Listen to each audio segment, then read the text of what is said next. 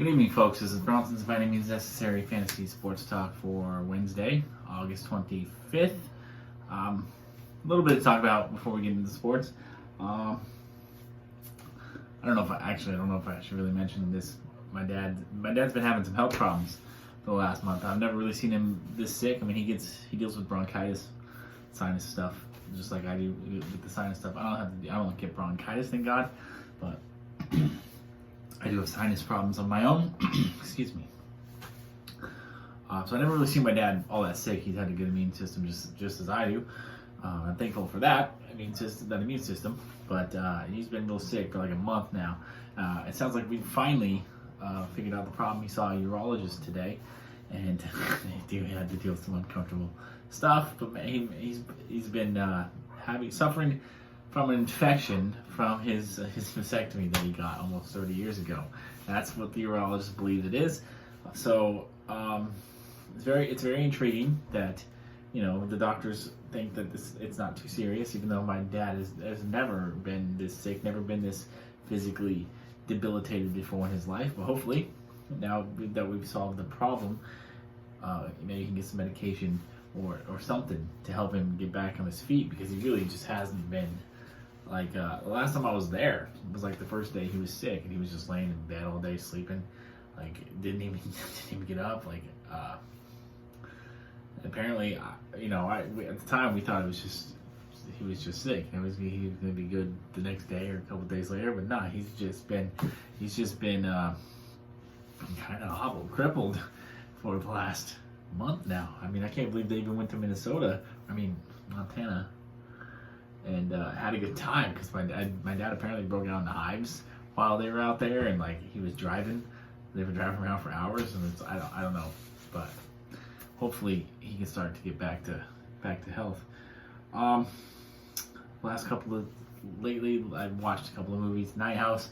I was really excited for Night House. I'm not typically excited about horror movies at all. This one just looked really good. It wasn't bad, but it certainly wasn't as good as I had hyped it up in my mind. That's always, it's always bad when you disappoint yourself. But I consider it one of the better horror movies that I've seen, which it's a pretty low bar, but I'll give it 3.5 out of 5 stars. And tonight I watched Reminiscence, which was really good, really innovative, good story. A love story, but there was more to it. And, it was well directed, all that stuff. I was entertained by it the whole time, and I had a movie theater all to myself. I didn't have to pay for the private rental. I just was the only one in there in that time slot. And I didn't even have to pay for the movie ticket because I read all unlimited, so I got it for absolutely free. Didn't have to share a theater with anybody. It was super cool. It felt like a boss. I gave Reminiscence a 4 because it's really hard. I just haven't been blown away by any movies yet, so giving anybody more than a 4 is going to be tough. But I'm hoping something will come along. I'm really excited for James Bond. It's finally the Daniel Craig's last Bond's going to come out sometime, I think October. And man, I've been waiting so long for the Top Gun sequel. That was supposed to come out last summer, but now they don't even have a release date for it. They just need to release it. Like, we've been waiting. Like, that movie came out before I was born, and so I really want to see the sequel. How they did it. It's been so long, and now they're just delaying it, dragging it out longer. Our fans are not a fan of it. Just release it already. Just give us a date at least. I recommend both of those movies. They're not bad movies. They're entertaining. They're worth your movie ticket for sure. Today also I bought spur of the moment thing. I bought myself a Mariners ticket to the game next Wednesday against the Astros. This time I did not have to purchase 2 tickets. I was able to buy one. I'm really excited. I kind of got I'm staying in the left field bleachers just because I thought those were really good seats and they were really affordable. So I'm staying there. I moved a little bit more towards left field, a little bit more towards center field now, closer to the scoreboard. So I think I'm actually, it's considered the left field bleachers, but it's pretty much center field. Yeah, so I'm down in row 2, so I'm right on the edge. I'll actually be able to see down on the field, the bullpen and stuff like that this time around. As I was too high last time, I was too high up. I was technically above the pen, but I couldn't see the pen and all that stuff. So maybe I'll catch a ball, and maybe I'll be one of those guys who the players occasionally will throw balls up to the people in the bleachers. Maybe I'll be one of those lucky guys who gets one. So I'm definitely bringing my glove. Well, this one can't wait. Next Wednesday, taking the train up and train down because I don't trust my car to get me there. Plus, I don't want to pay for parking. So it would be nice if I drove because I could spend a little bit more time there in Seattle, in a city that I love very much to visit. But yeah, it's just not going to work out this time. I'll probably go up there for a visit here sometime in the fall after baseball season ends. But let's get to it. Let's get to the sports. 6 minutes in. Some streamers. Before I get to the streaming pitchers, let's do Tristan McKenzie. After 2 really good starts, finally finding his way as a starting pitcher on the injured list. But that's the bad news. The good news is if you have been holding Zach Eflin this whole time, he's coming off the injured list and he has a very favorable start against the Diamondbacks. So activate him, start him. He's hovering around the 50% mark, so he almost made the streaming tier for tomorrow. But because he's above it, he's not. But if he's available in your league, you should probably pick him up. Probably a good decision. For the streamers, though, it was a good slate of streamers. I got 4 for you, and I did not put them in chronological order this time around. But have no fear, the information will get to you just as quickly. Doesn't matter. Miles Michaelis of the Cardinals at the Pirates. Miles McCollus, actually, I think it's McCollus. Yeah, I should probably, do my research a little more, figure out how to pronounce these guys' names. Yeah, and then Brett Anderson of the Brewers versus the Reds. Brett Anderson has very quietly been a very good streaming option over the most of the summer, really. And even though the Reds kind of look intimidating, don't be afraid because they're really bad against left-handed pitchers, and Brett Anderson is a left-handed pitcher. Brett Anderson is not going to get you a lot of strikeouts, but quality start, win, and just an overall good day should be in the cards. A couple of guys facing each other. We've got Elieser Hernandez of the Marlins facing the Nationals. Patrick Corbin of the Nationals at the Marlins. Patrick Corbin has been very inconsistent, very up and down, very disappointing this year, really. But he's kind of on a roll right now, and the Marlins are not a lineup to be feared. So that's it for the baseball. Let's move on to some football. Here, try to get this done in about 5-6 minutes. Defense special teams. This is my spikes and yikes preseason defense special teams. I'm going to give you the defenses that you should consider drafting, and the defenses. Hold on.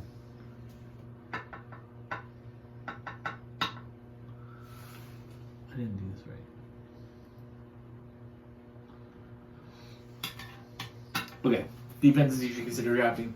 My top 10 preseason defenses, and the defenses that I like their value, and the defenses I don't particularly like the value of. So, I mean, defenses usually go at the end of the draft, so it's going to be a little bit less of an extreme here, but there are a couple of defenses that you should be wary of drafting at the ADP or where they're going. So, without further ado, the defenses that I do not like, there's really just one. It's the Buccaneers.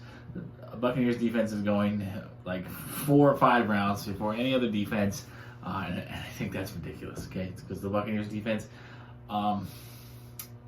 usually the best defense from the last year does not end up being the best defense again next year in fantasy. Usually there's a defense that comes out of nowhere, sneaks up on everybody, ends up being a top 3 defense at the end of the year. Last year it was the Colts. The year before that was the Jaguars. Who could it be this year? My pick, if you want to know my pick, you didn't ask for my opinion, but you're going to get it anyway because of my video. Dolphins. Dolphins defense is probably going to be that kind of defense, and their defense you can get very late. Actually, probably get at the very end of the draft because nobody is drafting the Dolphins defense. As I said, they're the defense that might sneak up on absolutely everybody. So by shares, the Dolphins defense. They're a spike. Dolphins defense.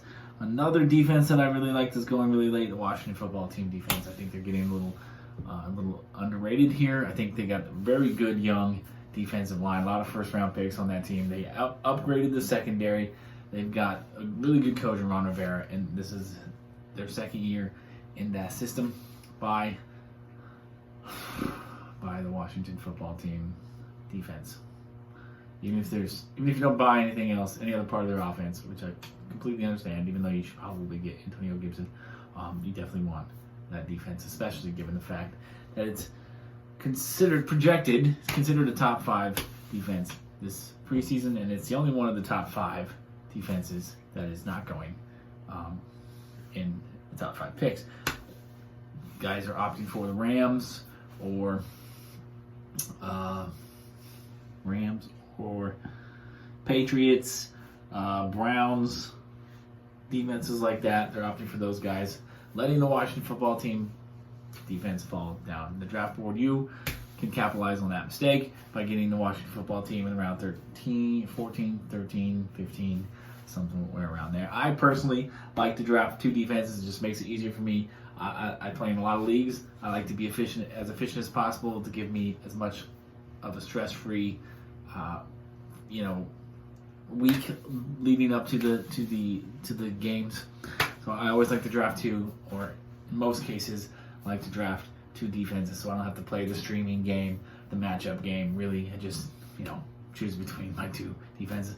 Usually, I'm gonna have 2 pretty decent defenses, so I'm gonna not have to worry about it. I mean, maybe 1 or 2 weeks a year, I'll consider adding a 3rd defense or something like that just for a week, but typically 95% of the season I just ride my 2 and just play the matchups between the 2 instead of looking on the waiver wire week to week for a streaming option. And I love efficiency as well, just in my personal life, just everything about my life. I like efficiency. That's something I try to bring to every job that I do, is I try to bring efficiency and do it as efficient as possible. A lot of people make note of that, and I'm proud of the fact that I can make things more efficient than they were before. I think I kind of have a knack, kind of going off on a tangent here, I have a knack for logistics, for like moving stuff and freight, stuff like that. I think I have a knack for that. I think I'm pretty good at it. People compliment me on my efficiency rather frequently. I'm proud of it. I try to bring that efficiency into my personal life, professional life, and my fantasy life as well. Anyway, my top 10 defenses for the season are, I'm going to do that right now because I actually have not ranked them, but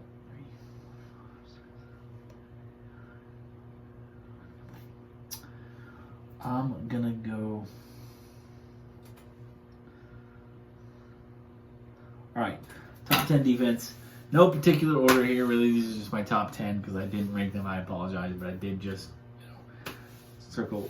There's really only 15 defenses to consider at this point. So if you can't, even if you don't get one of those top 10 guys, if you get 2 of the 11 through 15, you should still be pretty okay for the season, especially if you get a team like the Dolphins, who I'm not putting in my top 10, but they are. I'm going to have them at 11. If you can get the Dolphins, a defense that I think is going to pop.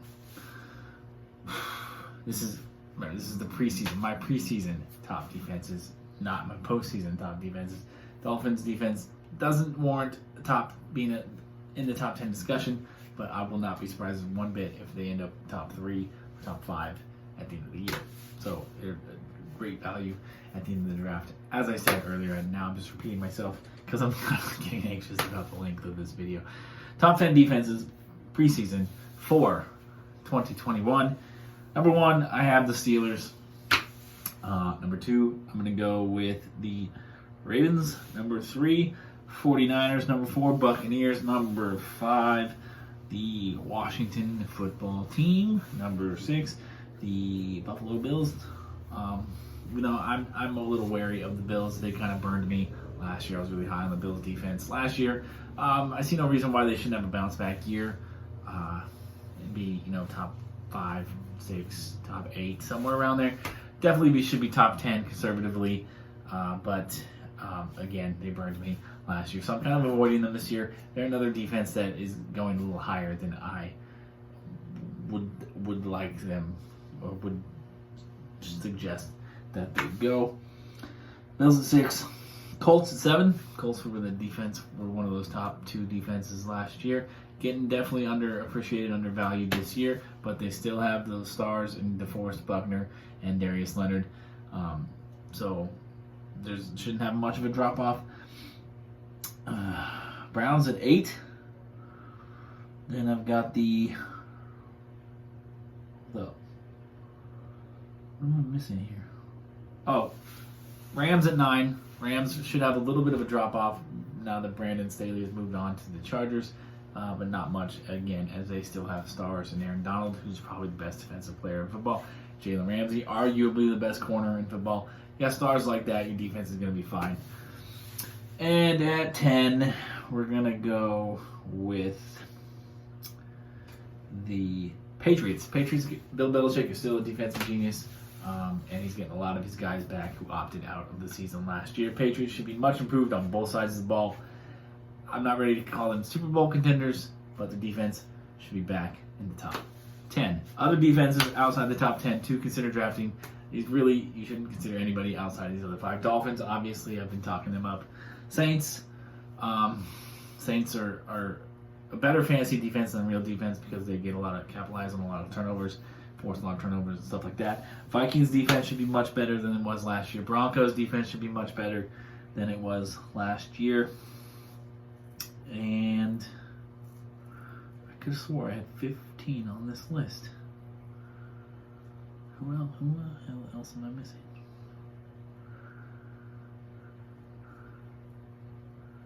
I guess not. I only have to guess 14.